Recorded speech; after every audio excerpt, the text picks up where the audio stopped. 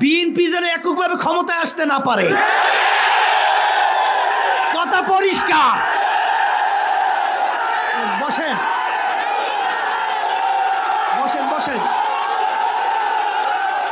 বসেন বসেন বসেন।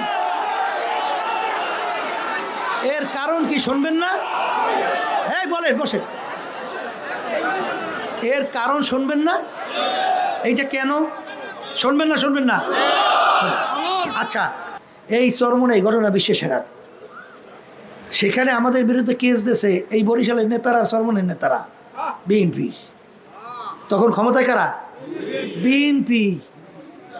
তখন আমাদের বিরুদ্ধে কেস দিয়েছে যে বিএনপির এক নেতার পকেট থেকে আমি নাকি 5,000 টাকা ছিনতাই করে নিছি।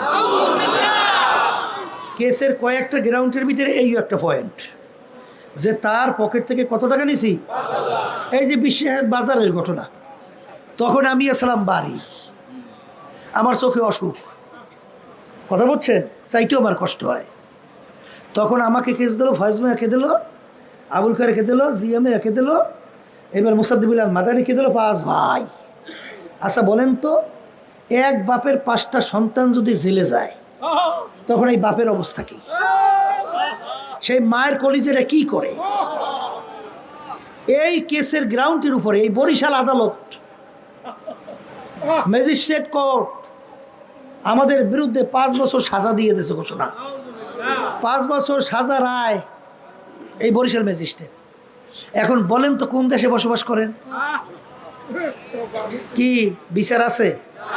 আর একটু আসতে কন, আছে? হ্যাঁ, আচ্ছা, শেষ পর্যন্ত তো আমাদের বেল ক্যান্সেল, গেলাম জেলে। জেলে যাওয়ার পরে তো ওই মোটা রুটি আর ওই ডাইল তো খাইছি, কথা বলছে। ফজমেও গেল জেলে, আবুল খায়ের হুজুরও গেল জেলে। এখন ওদিকে আমার আল্লাহর কুতুব আব্বাজান তো বোঝেন তো তার কলিজারা কেমন করে। হ্যাঁ, খালি আফসোস করে, শব্দ ছাইড়ে দিয়া। আল্লাহর কুতুব বলেন দেখতেও যায় নাই, জেলে দেখতেও যায় নাই। বলছেন মালিক তোমার উপর সফর্দ করে দিলাম, বাস মালিকের সঙ্গে দিয়ে দেয় সফর্দ করিয়া।